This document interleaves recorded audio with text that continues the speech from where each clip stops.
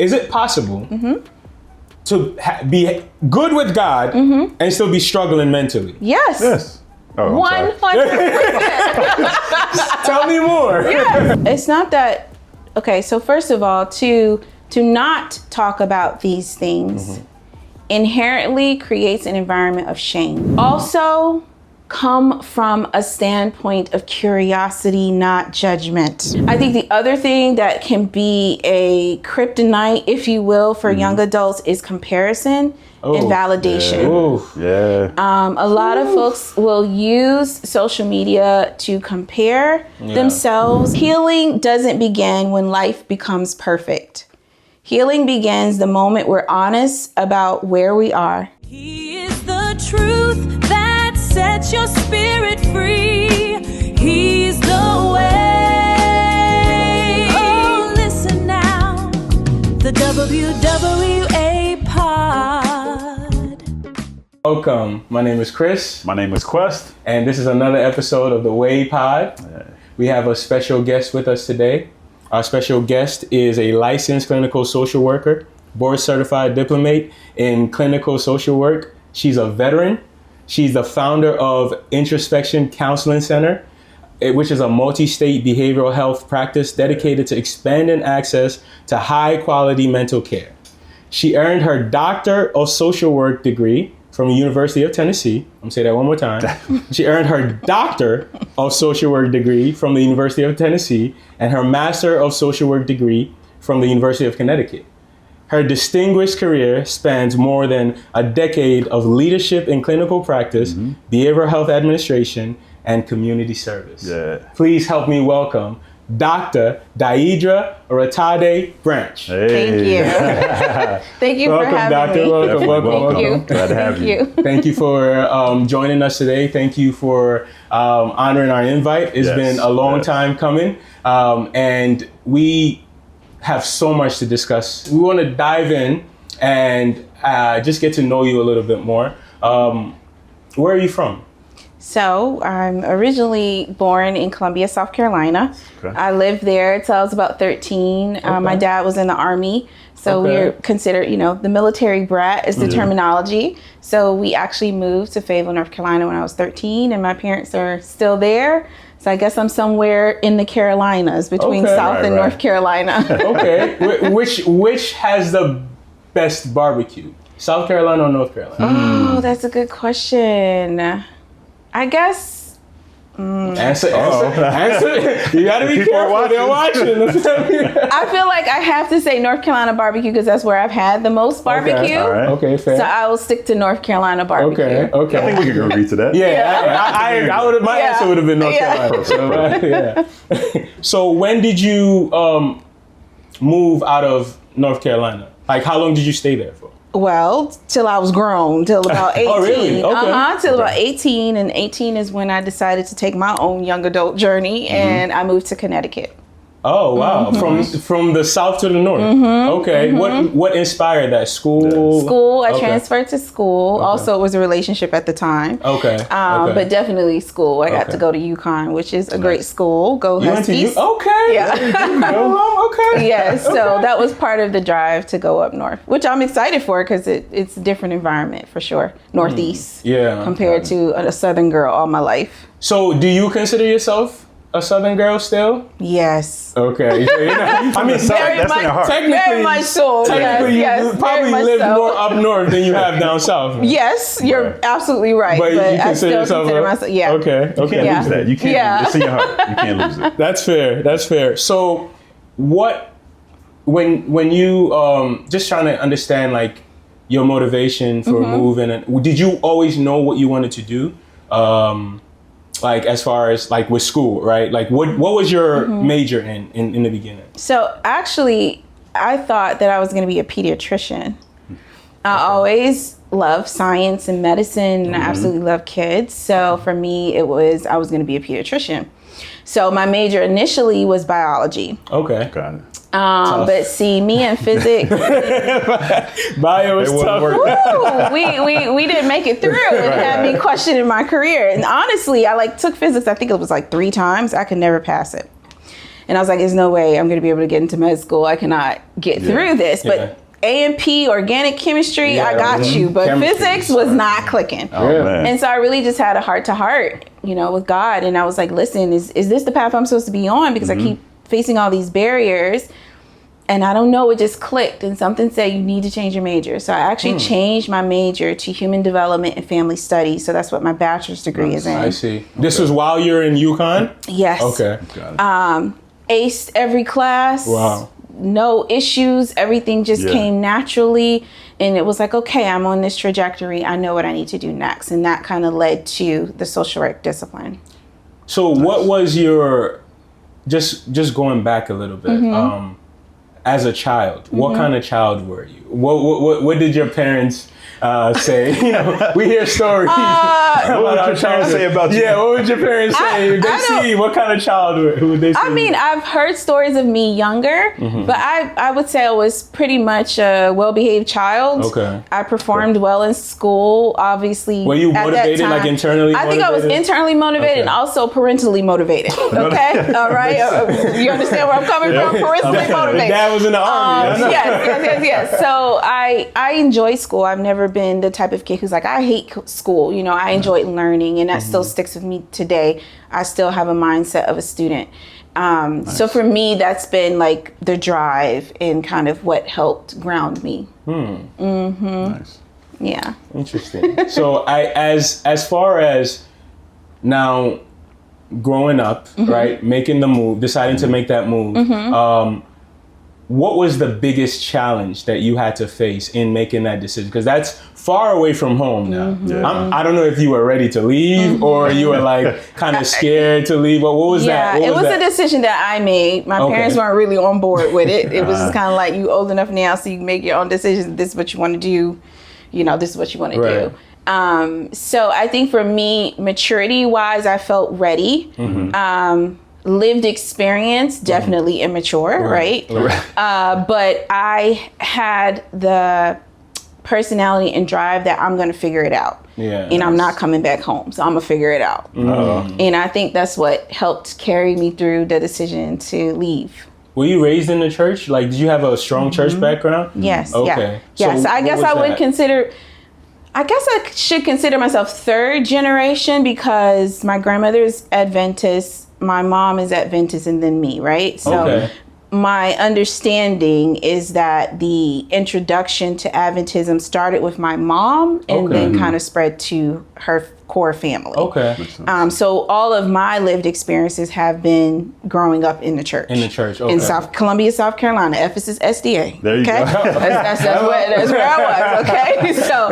And your dad was Adventist as well, or? Yes. Okay. So it was just upbringing all the way up. Yeah. Okay. And then before we move on, I just want to know, to put a button on the upbringing. Do you have any siblings? Like, I got a lot of siblings. wait.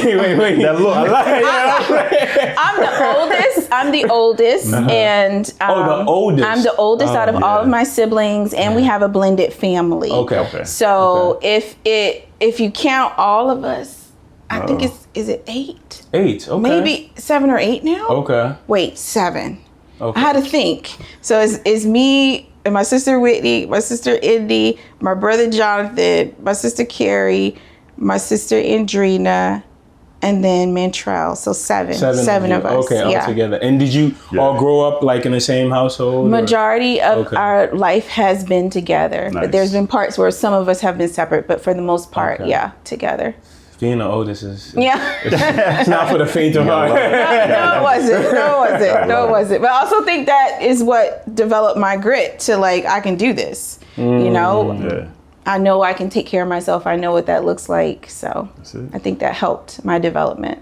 So let me ask you this, like psychologically, this is more selfish from my part, right? I just want to know, like, how do you see the hierarchy, like as far as like being the oldest and the youngest, right? How do you see it in the behavior of people? Like, I know nothing is a perfect science, but like typically, like generally, how do you see, what traits do you typically see in older kids that are the eldest and then maybe the youngest in the middle. Because you've heard Let's things. be fair. Yeah. Let's be fair. Yeah. Because I heard the young, Let's be fair. the youngest, they're a little spoiled. That's what I've heard. I'm not Well, sure. I mean, as a social worker, my lens is very broad. It looks at the whole lifespan and the person within the environment, right? So there are lots of research and studies about your birthplace and how that plays out in the qualities and personality that you bring.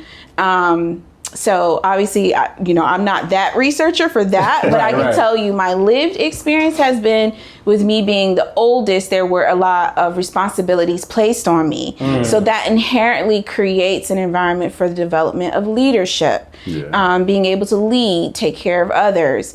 And then you also, and that's why I say it's like person within the environment. You also have to think about while you are growing and maturing, your parents are also growing and maturing. So the level of parenting style that they may have had with the first grows and evolves with each child depending on where they are. So you're gonna, it's like the environment that I have, my next sibling doesn't necessarily have, my next sibling doesn't necessarily have. So it really just plays as kind of like a domino effect of change between the parenting style as well as the child's development. But I'm going to speak from, firstborn, since I'm firstborn. Yes, firstborn, yes. Definitely a lot of responsibility, a lot of leadership, a lot of learning how to help my younger siblings. So kind of like that caregiver role, especially being a female firstborn. In a Black home. From the South. There's a lot of expectations that you are taking care of your younger siblings. You're doing things to contribute to the home. So that instills inherently kind of that leadership drive. That kind of solves the thing with the younger, when you talk about how the parenting style changed. So leave us young ones alone, leave us alone. Listen, I can honestly say, being a mom of 4, and the experience my daughter is having, please, my boys have never had that. So I'm like, listen, she getting any and everything, but the patience, the level of understanding that I have now has shifted from when I was first a parent. So it really changes. That comes with like experience and knowledge, because I used to be mad at my parents. I'm like, you guys were so much harder on me. They just get whatever they want. It's all easy, but it comes with experience, understanding that it's different. And just remember, parenting doesn't come with a manual. That's so true. they really have to figure it out. And a lot of us use our own lived experiences from our parents, what we want to do, what we don't want to do. Like that plays a part in our decisions on how we parent our children. Definitely. So yeah. So I did hear you say that you went off to college and everything like that, but then in your bio it said that you were in the military. Yeah. How did that kind of work out? Because typically you hear that, growing up, you're going to follow your footprints of your parents because they're in the military. Yes. So kind of how did that come about? So, as I stated, my dad was in the Army, so I was already exposed to military culture, military lifestyle. However, he was very clear that I was not getting an Army. Okay. Like that was not happening. He didn't want you to get No, he didn't want that to happen. Any reason why? Or? I think just based off his lived experience and knowing what that lifestyle is like, he didn't want that for me. Okay. So, as you say, you hope your children are smarter and wiser. I got smarter and wiser. And I learned about the United States Public Health Service. Okay. So it's called USPHS for short. A lot of people are not aware of it, but it is actually a uniform service like any of the armed branches. So your armed branches are your Army, your Air Force, your Navy, all of those. Yeah. So, those other 2 services that people often forget about is Public Health Service and NOAA, which is the National Oceanic. I know it's NOAA. I might be saying it wrong, but that's the other uniform service. So you still have all the same military benefits as the armed branches, but our mission is different. So for public health service, the mission is health related. So as a social worker, I was able to take my skills into various different federal organizations. So through my career as a lieutenant commander in the Corps, I was able to be a social Marine worker. Corps? No, in the United States Public Health Service. My apologies. Yes. It's the commission corps because you're a commissioned officer because in order to be in there, you have to already have your degree. Like you're not an enlisted individual. So you graduated first and then went in. Correct. When I actually joined the United States Public Health Service, I already had my doctorate. Oh, wow. Okay. Yeah. So I came in and started my work with the Department of Justice with the Federal Bureau of Prisons. I worked there for 7 years before I transitioned over to Department of Defense. So that's kind of what was the transition of even getting me to Delaware, was that I actually took a job at the Dover Air Force Base in their mental health clinic. Okay. Yes. So I separated from public health service last year, 2025. June 2025 was my separation date. Yeah. And I'm still doing my thing as a clinical social worker, just on the private sector. So are you? So you are no longer in the military? So No, I separated. I'm honorably discharged. How long were you in for? 8 years. 8 years. And so did you have to keep up with the same requirements, like the PT and going in? Yes, and doing yes. all that? So they do have physical fitness Right. requirements. You have to pass your physical fitness test every year. There's the same thing, weight standards, health standards, expectations for deployments. Our deployments are very different. So if you think about FEMA, or things that are more humanitarian based. That's what you guys Those are the focus on. kinds of deployments that we would be assigned to. Also, our deployments are not long term. So typically we're on a rotation each year on when you're on call to be deployed. It's kind of varied. Sometimes when I first started, it was like you might get deployed for 2 weeks. And then as things kind of changed within our world, within our country, it kind of expanded to maybe 30 days. And of course, when COVID happened, PHS officers were an integral part in trying to get out health providers to handle the pandemic. When I tell people, remember during the time when you're on the news and you see those people in the back in the blue uniform, that's a PHS officer. Folks often confuse us with Coast Guard because it's kind of a similar color. Yeah. And then when I'm in my khaki uniform, people would confuse me as a Navy officer. So our mission is health related. So anytime there was a deployment, it was related to something related to health or humanitarian efforts. So lots of differences in the mission between an armed service and our public health service. Yeah, because I think I've seen a picture of you in your uniform before. I thought it was Air Force. No. Because questions asked me, I asked. And I was like, I think it's Air Force. No. Yes, I get that all the time. Don't worry. Yeah, so I tell people it's a well-kept secret. So I actually learned about it in my master's program. Nice. But at the time, you couldn't join until after you were independently licensed. So part of the journey, the educational journey for clinical social workers is that you get your master's degree, but then 2 years after graduating, you have to gain your clinical hours, direct practice. You have to pass an actual formal national exam. You have to do all these things before the state will license you to independently practice as a clinical social worker. Then at that point, you kind of meet the entry requirements to join the Corps if that's what you would like to do. I see. Nice. So I knew about it, but obviously at the same time I couldn't join yet because I wasn't independently licensed. So I just kind of, stayed within federal services. So like a large part of my work was with Women's Jail Diversion Program in Connecticut. Then I transitioned to Department of Veteran Affairs. Then I transitioned to Department of Justice. And when I was in Department of Justice, that's when I commissioned with the United States Public Health Service. Nice. Mm-hmm. So did you know that once you switched your major over, right, and you decided to go into that field, did you know you were going to go all the way? Like, you mean towards doctorate? Towards doctorate. Did you was it like every step of the way, like, I'm taking the next challenge? I can hear my sister now saying, like, you're just a student forever. Like, you're always in school. I don't know that I had the final thought that I would pursue a doctorate after my master's. I think that came with my lived professional experience of being in positions where I didn't feel that I was valued with the skill set that I had. And as we all know, education often brings credibility. Yes. Yeah. And I was tired of being in positions where I would apply for a supervisory role and then they'd hire someone else and then they'd ask me to train that person to do the job. And I was like, I have enough of this. So I'm going to further my education. I enjoyed teaching, so I would also teach at local schools of social work at universities like in North Carolina. And then even when I moved here to Delaware, I taught for a while at Rutgers.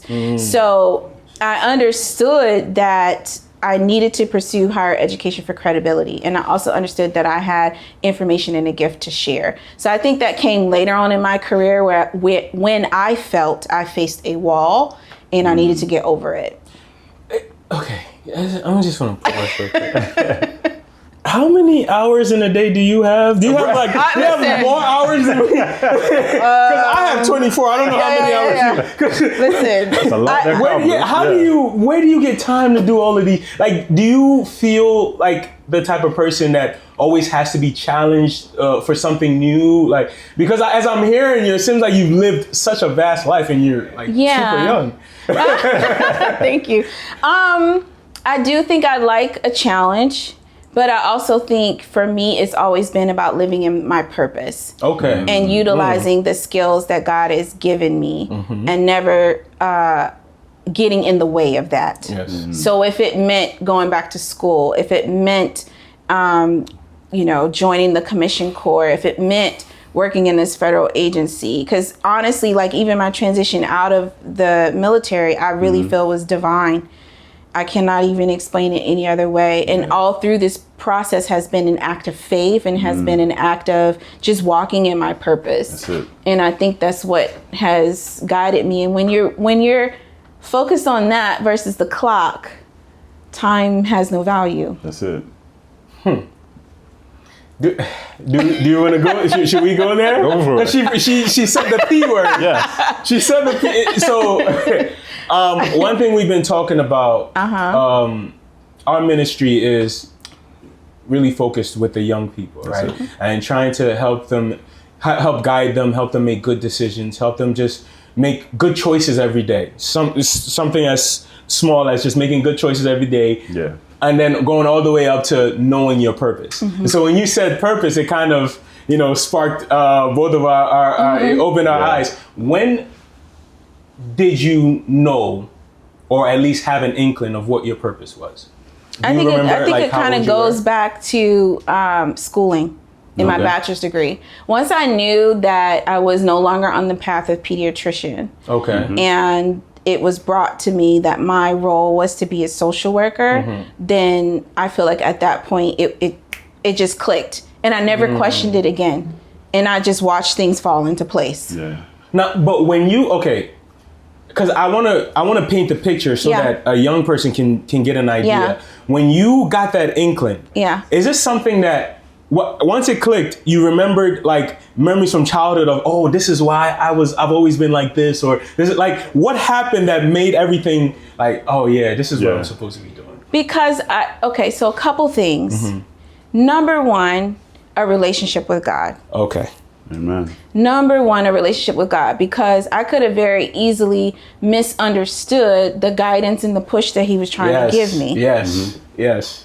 But because I relied on God and I knew that he would get me through, it caused me, once I started reaching these blocks, it caused me to go, okay, God, what am I supposed to be doing? There we go. Yeah. Tell me what, because this ain't it. So what am I supposed to be doing? So I think that was helpful. I also think the other thing is like being a pediatrician and also being a social worker, we do share similar healthcare values. We do share a similar concern for the human being and the well-being of that person. So it wasn't like I was like all the way off the track. It was just like, no, let me just nudge you a bit and get you back in the direction that I want you to go in. So I do think it was both of those things that still aligned with my core values of who I am as a person. And then also trusting God to lead me the way that I needed to go. And that yielded a better understanding of what my purpose is. That's it. It's that the idea of purpose, and Quest, you can jump in here. Like the idea of what your purpose is. I feel like we were talking about this on Tuesday at basketball with the guys. Like a lot of people are born, live, and die without knowing their purpose, right? What God created them to do. And as you're speaking, you're talking about how recognizing your purpose, things just started opening. And Yes, sir. I've heard it said multiple times that like, I hear testimonies that once I aligned with my purpose, the door started opening. It's like God just, okay, we're locked in now, you can go. It's just, I want to, and I know it's not a direct science, but it's just if we could help somebody get into that purpose. You said the first step is having that relationship with God. Yeah. And like asking him what's, what are the steps and what other tools, I guess, can we give people to help recognize that, especially a young person who's seeking that? Yeah. And so I think this is a great question, because young adults in the very early part of that phase is about identity development, career decisions. Right? Yes. So I was one of those kids that was working at 13. I was working with, church lady. She was like, hey, I got this little job for you. All you need to do is write down these mileage and I'll pay you some money. Right. And then from there, it went on to working at McDonald's at 16. So you've been a hustler. Already had a work ethic. Yeah. But I also think because of it introduced me to different work environments. Okay. Right. So with working with Miss Kathy, that was her name. A Touch of Grace was the name of her facility. Nice. And being within that healthcare facility helped me see oh, she's an entrepreneur. She owns her own business. She's running healthcare fairs. So that is a reality now because I've seen it done. You've seen it done. And then I've also worked in fast food, which I feel like fast food teaches you customer service. You got to be on your toes. You got to think quickly. It's also giving you the concept of taking care of your space and hygiene and things like that. So I think those experiences as a teenager helped shape me as a young adult because I came in with some lived work experience. So what I feel is that in the earlier phase of young adults, they need exposure to things. Yes. Even if this isn't the job that you're going to have for the rest of your life, you can say, I was at least exposed to it, have an understanding in it, and then it helps you decide if this is the path for you or not. That's it. So another thing I think is, I don't even know when I was introduced to this, but the occupational handbook. A lot of people don't know about the occupational handbook. The United States statistics consensus, I think it is. I could be saying that wrong, but I definitely know it's called the occupational handbook. It lists every possible job that you can have. It tells you what kind of education you have to get there. It tells you the median amount of money you can make if you lived in this state versus that state. It breaks it really all down. So that also, again, requires you to kind of be a student to be curious enough to know, hey, I think I have interest in this, but what would it take for me to actually get there? That's right. Because not everybody has access to a person who's actually in that type of job. So then where do you get your information from, right? So using things like the occupational handbook, doing things like career assessments where you answer a few questions and it kind of tells you jobs that you're most likely to be good at. So just simple things like that I feel like, I don't think my kids in high school now do this, but I remember when I was in school, we had a guidance counselor who would give us that little assessment. And I think if I remember correctly, mine was like, I was going to be a secretary or something like that. But to the point of that, it's like, in order to be a secretary, you have to be good at attention to detail. And that's one thing I'm very strong at. Organization, attention to detail. I'm not necessarily a secretary, although maybe I am to a certain degree in my business, but at the same time, it helped open my eyes to where my strengths are. And I think that for young adults, finding out what your strengths are, what you do well, and then navigating the career world, like where does that fit in what profession? No, that's amazing. Yeah, that's amazing. That's saying you have an amazing career. So you talk about divinely led and your purpose and how God has led you to this point. We're going to hop right into a couple questions about church and how the church can also help support some of your young people around mental health and some of the things they're going through. So we want to ask, how can the church help support our young people who may be dealing with these things, where the emotional piece of it and the mental health? How can the church help support them? Very good questions. So again, growing up as an SCA youth, okay? Talk about emphasis. I grew up in a very different church environment than my kids are right now. Right? So there was always active youth involvement, activities, group discussions, things like that going on. Obviously, we're trying to get back to that, to bring that back, i.e. this question that you're asking me. So I think that the way that the church can support is really starting with mentorship. Starting with mentorship. In my young adult years, at the time when I was in Connecticut, you know, being grown and stuff, I met up with another group of young adults. Yeah. And we actually started a mentorship program, which we call YIMP, which was the Young Adult Mentorship Program. That's the acronym. Okay. And we did things like a career day, where we picked a Sabbath and people brought their professions that they were either A, in school for, or A, already actively doing, and afforded the younger adolescents in earlier young adult years to ask us questions, to kind of explore different things, if we could bring them to our workplace so they can actually experience that. So it goes back to exposure. So church creating opportunities to educate young adults about what career options are out there is a great thing. Also, just from a like a mental health perspective, reducing stigma. Like, you know, churches where we're supposed to come when we're not doing well, and it's not that we need to enforce that this is a safe place for individuals to process things even when they're struggling, and that they're not going to be ignored and heard. So that could look like, you know, support groups, you know, different topics that may be of interest to the demographic of young adults that you may have in your church. Surveys are really good for that. Like if there was a program, what would you like to see? Like asking them what is it that they need to feel supported. On a basic level, I feel like ever since they took home economics out of school, simple things like learning how to cook, a cooking class, learning how to budget, especially nowadays when people don't have the old school paper checks where you write how much you deposit. You know, we don't do that no more. Everything's technology, right? So teaching things about budgeting, finance, just home life skills.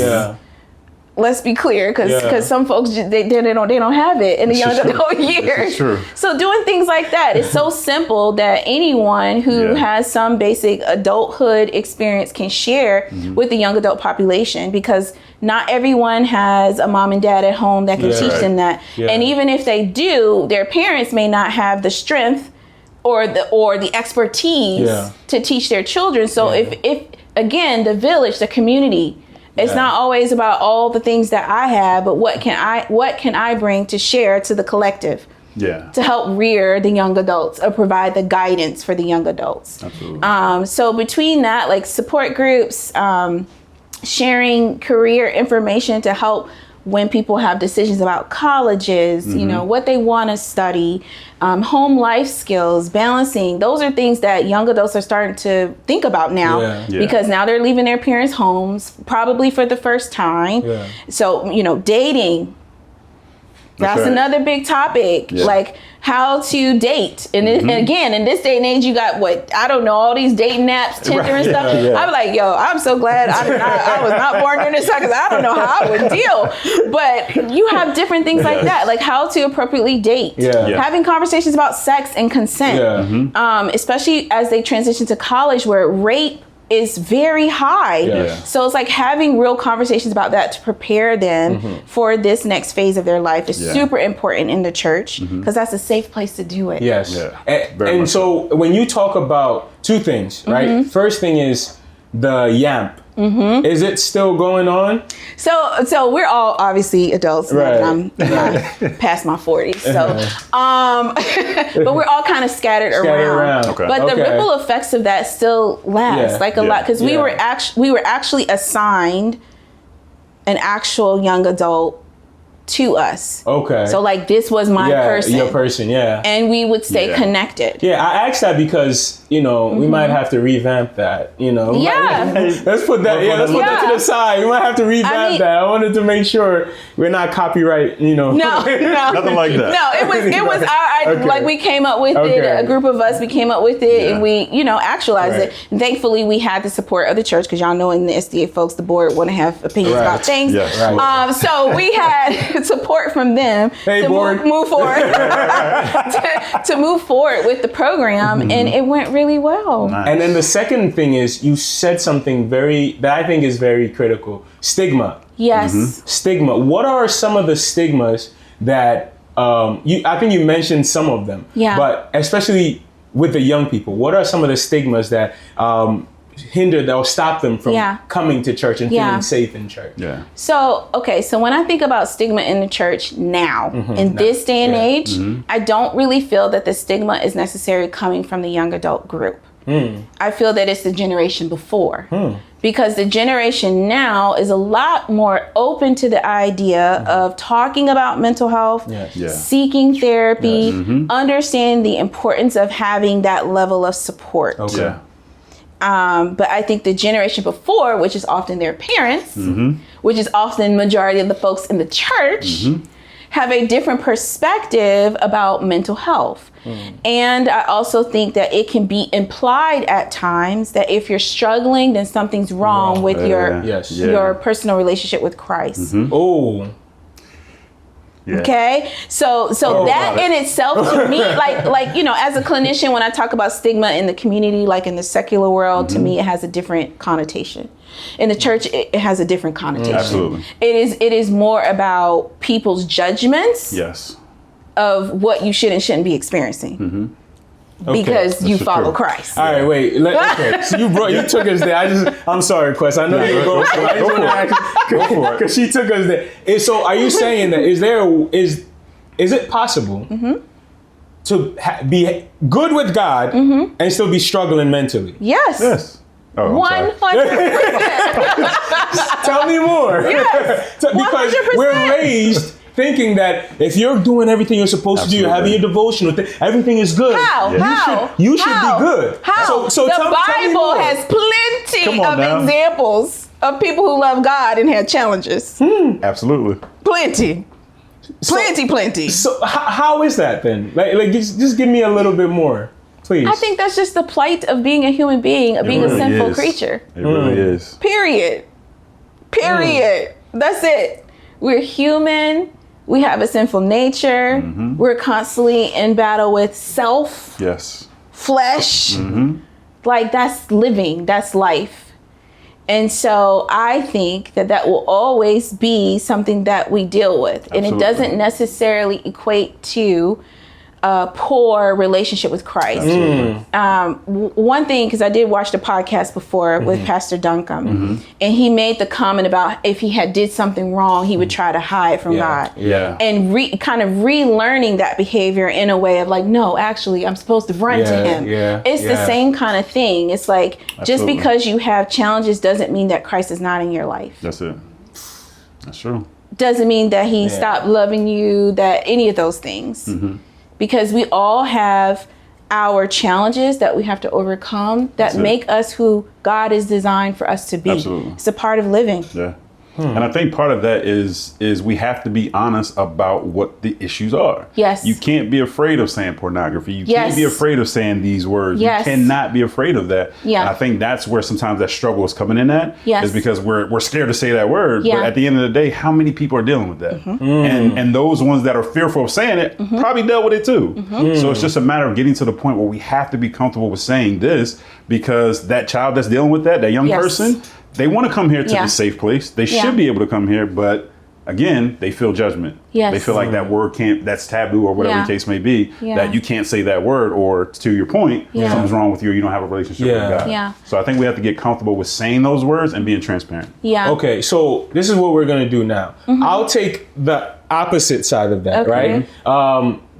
So I can challenge what you guys are saying so we can get more clarity, right? So okay, we have to get comfortable saying those words, but we also don't want to make it commonplace, right? We don't want to make saying, "Oh, I'm struggling with pornography," or "I'm struggling with smoking," or doing this or doing that commonplace within the church. We don't want the young people to think it's okay to just keep doing that. What would you say to that? It's not that. Okay, so first of all, to not talk about these things inherently creates an environment of shame. Because it's not talked about, it's a bad thing, and I can't talk about it. That's it.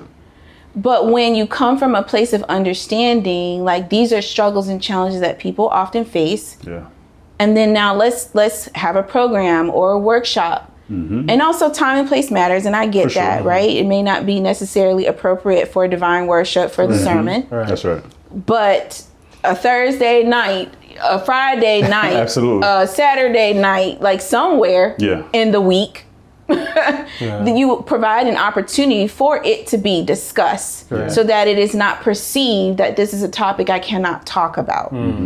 So I think that is it. Yes, timing matters. How and when you do it matters. Yeah. And let's also be clear, like who would want something like that to be brought up as if like you're on the stage being crucified. Right, correct. Right. You know, like nobody wants that. Yeah. It has to come from a place of love. It has to come from a place of compassion. Yeah. It has to come from a place of understanding. Absolutely. Wow. Yeah. So then if we are, if I'm struggling, right, as a young person, and I am looking for a safe space, but the elders and whoever, the people in charge of the church, I feel, it may not be necessarily true, but I feel they're not comfortable, or they won't give me that space to be comfortable. You're suggesting we have different programs and different things to make that but what's the starting point? Because it seems like the relationship is so fractured. Yes. Right? Like, where do we start? Yeah, that's key word, relationship. Relationship. Relationship. And that's where mentoring comes in. Because maybe I don't feel comfortable going to the elder, but my mentor, maybe I could tell him or her. Yeah. And then maybe if they don't have the resources to help me, they can find the resources and bring it to me. Just because something is brought to you doesn't necessarily mean you have to be the person to answer it. That's right. Yeah. It is more about like, okay, I hear what you're saying. I understand. This is outside of my wheelhouse. Yeah. I don't really know what to say and do, but you know what? I'm going to find some resources for you. Yeah. Like, to me, that's important. Yeah. You may not necessarily have the answer yourself, but getting that person the resources implies that you care. You tried. Yeah. That's it. I'm glad you said relationship, because it literally reminded me of how, you know, how we like to go out into the community and share the word. And a lot of times we, many of Adventists, they like to just start getting the word, and start beating them with the word and all this other stuff and doctrine and everything like that. But you haven't built that relationship with it's the same thing within the church. We've experienced that. Many of us experienced where it's just all about doctrine. It's all about this. It's all about that. But you haven't sat down and just started talking to the person. Yes. Get to know them. What are their interests? What are their likes? Then it piques you to start saying, okay, I know now, then I can do. And I think that relationship piece is amazing. You know what it makes it? I may be wrong. I just thought about this as you were talking. It almost seems as though there's a fear of associating too close with quote unquote sin or a sinner that like it's gonna affect you or something like, because you like from our examples that the things that we've seen with the older, like constant doctor, you have to stop doing it. It's almost as though like I'm scared, I'm afraid that if I get too if I get too familiar with your sin, if I talk to you and you tell me about your sin, it's gonna trigger my sin. Do you understand what I'm trying to say? I understand what you're trying to say. I'm trying to keep a straight face. Because it's like Jesus was not afraid to go among the quote unquote vilest of sinners. That's right. Because he knew who he was. And he knew that what was inside of him would affect his environment, not the other way around. So if I, as an older person in the church, I'm afraid to associate with somebody, what does that say about me? Do I believe that what's in me will affect positively my environment? Fix my face. Yo, don't leave me on the ledge. I need somebody to say something. That's I'm allowed on that. Okay, so let me break this down a couple of ways. Okay. It is one thing to have awareness that you're struggling with something and you don't have necessarily the strength to bring somebody up. Okay. I think that's great insight into like, I can't be that person for you. I don't have that I just don't have it. I would not be the best person for you. But that goes again to what I was saying about, if not me, let me get you something else. Right? But I think sometimes people tend to close off from helping for fear of that, but it's an irrational fear. It's an irrational fear Your challenges are your challenges, and that person's challenges are their challenges. That would be like me at the very brief part in my professional career where I worked in substance abuse. I've never used substances, right? With my irrational fear of if I help them, all of a sudden I'm gonna start using drugs. Like, no, that's not my challenge, right? Right. But I can give them some help and resources so that they can live a better life, right? So I think it deals with mindset. Yeah. I like that. Mindset, and also remembering that, yes, Christ was involved with everyone. He sure was. Everyone.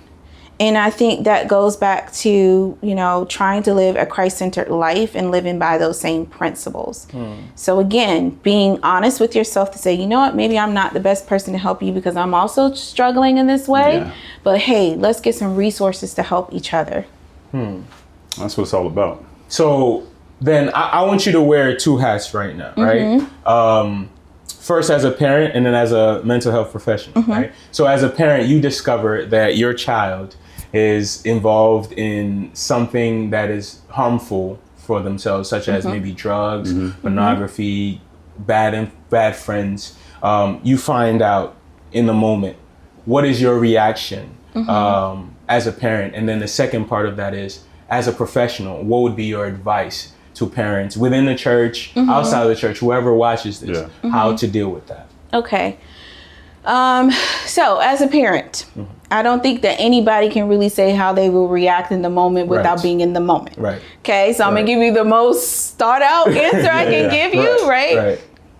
I think number one, leading with love. Okay. Remembering, 1 Corinthians chapter 13, verses 4-8, where we're talking about, what love is. Love is patient. Love is kind. Yes. Love is not easily angered. Like all those things. So thinking about those character traits. Absolutely. As you approach the situation. Okay. Also come from a standpoint of curiosity, not judgment. Curiosity, not judgment. Curiosity, not judgment. Because when I be judging though. Right. Right. Come on now. I think it's inherently easy for us to be critical and go, why would you do that? That's, this, that, and that. But understanding, because as human beings, we do things to feed needs. Yeah. To feed needs. I felt that one. And if there's a need that's not being met, that maybe a parent is not aware of, and then they find out that this behavior has been going because this kid has had this need, it's understanding. Yeah. Wow. And I think in this newer generation of parenting, that's becoming more of a norm, that people are a little less judgmental and less quick to punishment. Yeah. Is trying to understand what's going on. So I think from a parent perspective, if that were to happen, remember to lead with love and remember to be curious to get an understanding before passing down the judgment. Yeah. So that's my parental answer. Okay. As a clinician, I think it was more of a clinician. What would I tell the parent? Yes. What would you tell the parent? Yeah. My world's intertwined, so I'm saying the same thing. I'm really telling them, number one, like, be conscious of your own projections, right? Because sometimes we go, like, when I was younger, I did XYZ, so they're going to do this. They're going to go down the deep end, like it's the end of the world. And it's like, no, not necessarily. It's in the blood. Not necessarily, because again, as a social worker, my viewpoint is person in the environment. The environment that a parent has is going to be different than the environment that their child has. Right. So I would want them to, one, be reflective on what their own personal triggers are related to this new behavior that they found out about. Yeah. Because maybe that's bringing up age, maybe that's bringing up grief, maybe that's bringing up a scenario that happened with them in the past, and they don't need to respond from that emotional space. Gotcha. Okay. So being intentional about the communication. If you know you're not in a good emotional state to have that conversation, don't. Yes. You will create more harm. Did y'all hear that? Than good. No. Don't have the conversation if you're not in the right emotional space. Yes. Okay. wait, sit it out, think about what you want to say, think about what's the outcome that you're hoping for. And then come at the discussion with curiosity, not judgment. Asking questions. When did this start? Like, what made you decide to make this decision? Have understanding and compassion, because we are all prone, again, as sinful creatures, to do things that aren't necessarily for our best interest. So inherently knowing that, you know, asking the question why is kind of irrelevant, because we are sinful creatures. That's why. But no, really, why? And being open to what your kids have to say, and not taking things so personal. Or as a personal failure as a parent. Right? Because we're all trying to do the best that we can. Again, parenting comes with no manual. That's it. So you're trying to figure it out. So once you get the information that you feel like you need, then you proceed to like, what kind of help do I need to get my child? Absolutely. Again, going back to what I was saying, like, if this is outside of my wheelhouse and I know this is not my strength, and I know I need to like hand this off to someone else to help, then you do that. As a parent, if that means seeking professional help, you get your kids the professional help that you need, or resources, trying to find that for them. And then again, I mean, consequences are consequences. That's life. So if there has to be consequences, there has to be consequences. But how you handle it will make a world of difference on how that child perceives the ability to talk to you about things, the ability to work through things that even you might be disappointed about. And it helps later on with the continued development of that relationship. Absolutely. So I can't tell Johnny that he's smoking weed because he hasn't been reading his Bible? No. I can't tell him that? Because what would that do? If it's true. But I do want to go back, and I think you kind of touched on it, but I think for the viewers, I think it's very important to understand how much damage they can do if they have that conversation and they're not ready. So if you can kind of reiterate that to our viewers, I think it's very important. I will say again, coming from a place of curiosity, not judgment, is very, very important. Because if you create an environment where your kid feels like they have to shut down and can't talk to you and can't talk about the most vulnerable things that they themselves may be ashamed of, it will close the door and make it very difficult for you to be able to have another opportunity to have a more deeper, more meaningful conversation with your kids. So you always want your kids to make sure that they know that they have a safe place to go, and that's at home with their parents to talk about things that are, even if it is something that they are afraid to tell you. So that's one thing I do with my kids. Like, my one rule is like, don't lie to me. Okay. So if you have to tell me something, let's preface it. Like, Mom, I need to tell you something, and you're not going to like it. Okay. So now I'm getting my mind ready to be open, to not be reactive, because I understand that something I might hear might be upsetting, but I'm going to listen and hear my kid out. So, you know, making sure you provide that opportunity. I like that. I want us to. I really appreciate all the insight, because you got my mind running. I keep wanting to ask more questions. I'm like, okay, our time is getting away from us. I want us to, before we leave, talk about social media and its effect, especially again, as you know, we talk about the young people. What in your professional opinion, what do you see with social media, how it's affected the young people, and how can we combat that as parents, mentors, uncles, aunties? Like, how can we combat that and kind of help them, you know, fight that? So first, I just want to say social media is not all bad, all good. Thank you. Okay. Establish that. Right. It's not all bad, it's all good. Right. There's a balance. And I think with young folks, because there's been such a transition, a chokehold, if you will, of technology, it has really shifted developmental learning of relationships.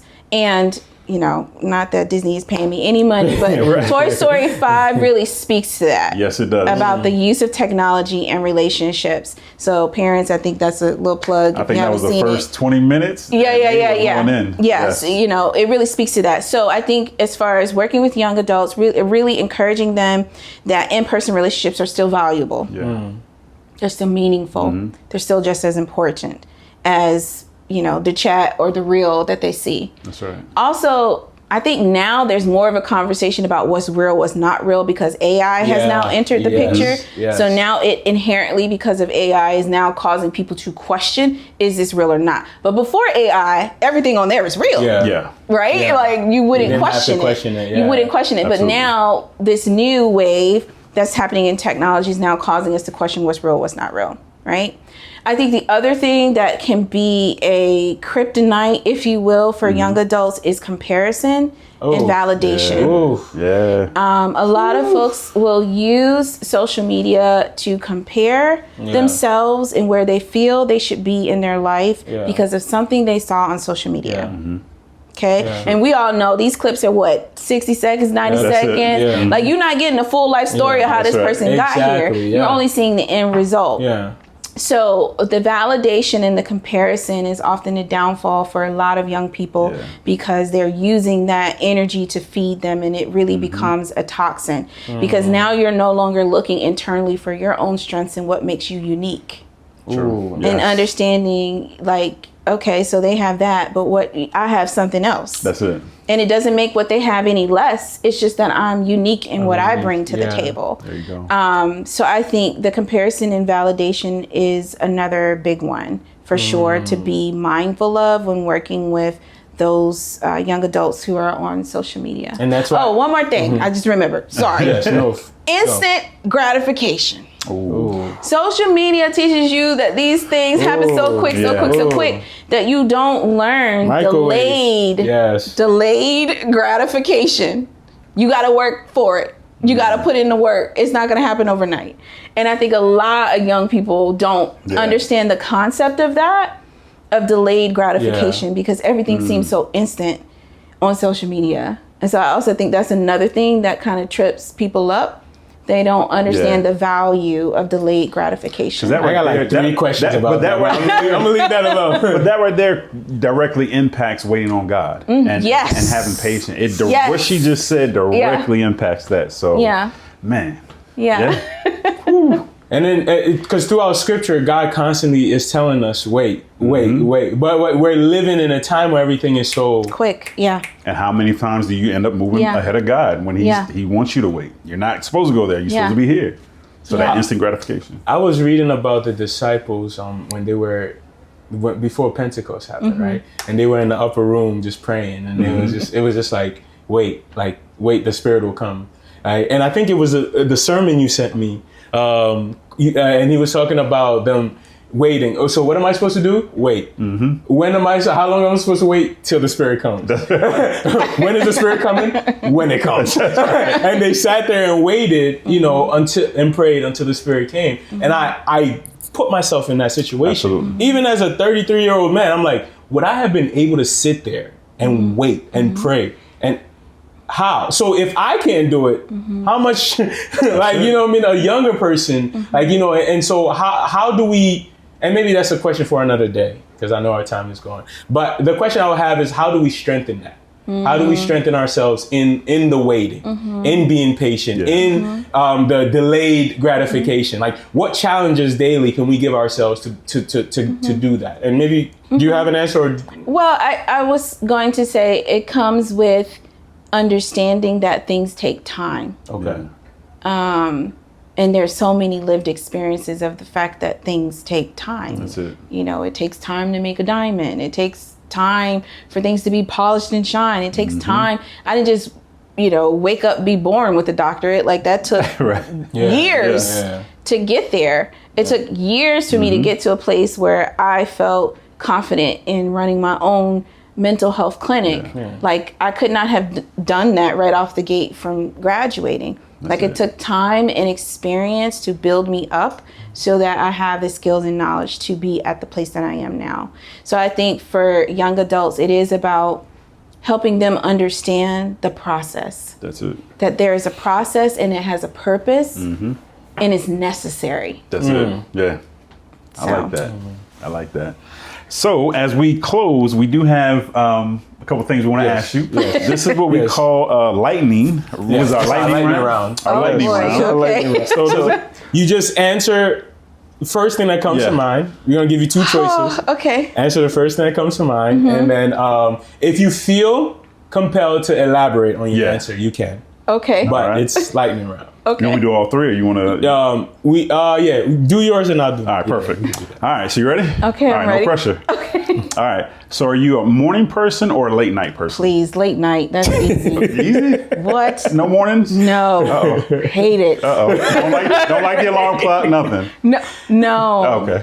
Yeah. Okay. I will stay up till 2, 3 in the morning before I get up at 5. Understood. Okay. Yeah, understood. Journaling or verbal processing? That's a good. I'm gonna say journaling. Okay.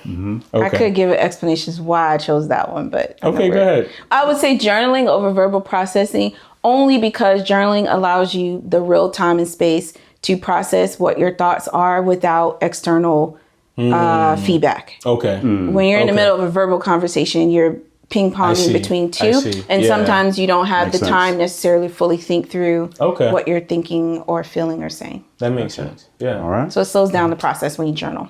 Okay. Contemporary worship or traditional worship? Contemporary. Sorry. Old Testament or New Testament? Ooh. That's a good one. I know. So many good things in the Old Testament. Paul is too. listening. I know. That's hard because there's so many gems in Yes. both. You gotta Like pick one. what Sorry. are you asking me right now? I feel like I have to say New Testament. Why do even you have to though- say New Testament? I don't know. I just feel like I do because it's going to speak more towards the end of time and things like Okay. that. But I'm also thinking about the creation, the beginning, like Right, like I don't know. I'm gonna go with New Testament. New but Testament. I feel a little ambivalent about the answer. And this last one we kind of heard earlier, kind of somehow or another snuck through our earlier conversation. Kirk Franklin or Ty Tribbett? Yeah. Why y'all do that to Yeah, me? sorry. We had to do that. I mean, I grew up on Kurt Franklin. Okay. I mean, yeah, I grew up on him because Ty wasn't around Yeah. yet. Okay. So it's in your heart. I feel like it has to be Kurt Franklin. Come on now. It has I'm with to you be on that him. one. I grew you up just on went to Kirk go see Ty. I'm aware, and I'm sure that he learned a lot of things from Kurt Franklin. Wow. I'm gonna let Ty know about Kurt that. is I thought it was OG. gonna be Ty. No, Kurt Yeah, is the 'cause I heard that OG. earlier. No, I mean I love Ty, but Kurt is OG. you go. Okay. Yeah. All right. So I have two more. Chick-fil-A or Chipotle? Chick-fil-A. Okay. Yeah. Okay. And Yeah. then the last one, nature or nurture? In what context? All content. Nature or nurture? Yes. Okay. Let me frame it a little bit. Okay. What do you believe has the most influence on an individual or a young adult? Nature. I or would say nurture. nurture. Yes. I would say nurture because no matter where you come from, there's still opportunity for growth and change. And that comes with nurture for sure. Okay. All right. Okay. Sounds good. So thank you for that. You did good. You were nervous. You did. You did well. You did well. You did really good. So as we wrap up, if you could leave the young people with this one thing, anything from the heart. I'm going to read something that I wrote Perfect. that I want to make sure I like don't that. mess up. So, I want you to look at the camera, will look look them at in the the camera. eye, and just let them know. Okay. Okay, so I'm going to say this to those who are listening, who are young adults. Healing doesn't begin when life becomes perfect. Healing begins the moment we're honest about where we are. Whether you're a young adult, a parent, or someone serving in your church, remember that asking for help is not a sign of weakness. It is often one of the strongest decisions you can make. Faith and professional support can work together, and no one should have to struggle in silence. That's what I'm talking about. That's Amen. what I'm talking about. That's a mic drop right Thank there. you so much. So, hey, round of applause for Dr. Branch. Thank you so much. She's a real doctor, guys. Thank you so much for joining us. We appreciate you. And it's been another episode of The Way Pod. Signing off, I'm Chris. My name is Quest. And I'm Dr. Oretade-Branch. All right. Thank you. Thank you. If you or someone you know is struggling with emotional distress, thoughts of suicide, or a mental health crisis, help is available. You don't have to face it alone. You can call or text 988 to reach the Suicide Crisis Lifeline, where you'll be connected with someone, trained crisis counselor 24 hours a day, 7 days a week. You can also chat online through the 988 Lifeline. If you or someone needs immediate help or in danger, call 911 or visit your nearest emergency room.